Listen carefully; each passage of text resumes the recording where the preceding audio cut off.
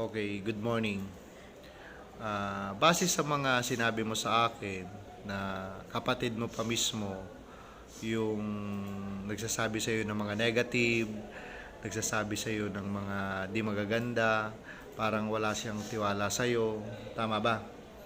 Ngayon parang imbis na ibang tao ang magmaliit sa iyo, sarili mo pang kapatid. Siguro baka nakikitaan ka nila ng hindi ka siguro nag-aaral ng maayos, pulos problema ang nakikita nila sa'yo. Baka ganun, kaya ganun na lang. Bakit mo nasabi na dati pa? Ibig sabihin matagal na. Simula kailan na negative ang naririnig mo sa kapatid mo? First year ka pa. So ganito yun, no? Ipakita mo sa kapatid mo, ipakita mo sa tatay mo, especially sa nanay mo na pareha silang nagtatrabaho, na hindi totoo na hindi ka nag-aayos sa pag-aaral.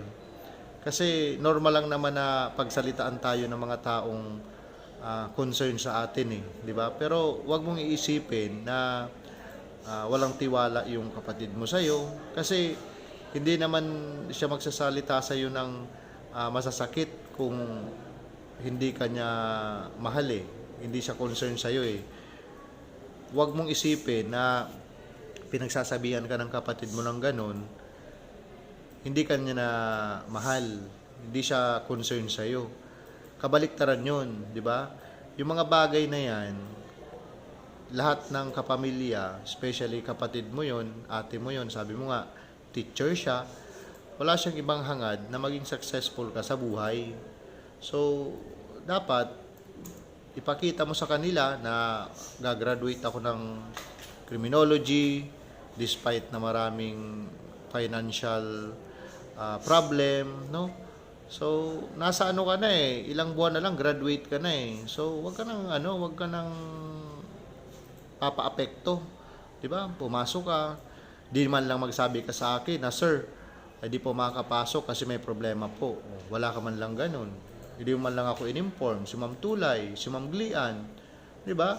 Siyempre, unfair naman yun na sila pumapasok na since Monday, tapos ikaw ngayon pala magre-report. So, dahil dyan, narinig ko na ang side mo, gawa ka na lang ng letter. Gawa ka ng letter na, "Sir, pasensya na po kasi hindi ako nakapasok sa ganitong araw." No? Sana sir, bigyan nyo pa ako ng chance at hindi na po mauulit na mag-absent pa ako sa OJT ko. Nevertheless, magpagaling ka muna. Dito ka muna sa school. After 1 month, 2 months, kapag magaling ng paa mo na yan, pwede ka mag-request na mag-OJT ka sa Bureau of Fire or PNP, no, kung magaling ka na talaga. So sa ngayon, dito ka na muna, kasama mo yung mga buntis, no, na kabatch mo. So may gusto ka pa bang sabihin? So I hope nandito lang kami, di ba? Dapat inilalabas mo yung mga problema. Huwag mong kinikim-kim yung problema kasi mas lalong hindi ka makakapag-focus, no, sa goal mo sa buhay. No, ang sabi ko nga sa iyo, maghanap ka ng kaibigan mo, yung mapagkakatiwalaan mo. At saka ipakita mo talaga sa magulang mo, sa mga kapatid mo na deserve mo na mag-aral, di ba? Deserve mo na makagraduate. Ipakita mo sa kanila. O, di ba, tinanong kita kung may incomplete ka, sabi mo wala naman. Lahat ka naman nag-grade mo pasado. O, yun.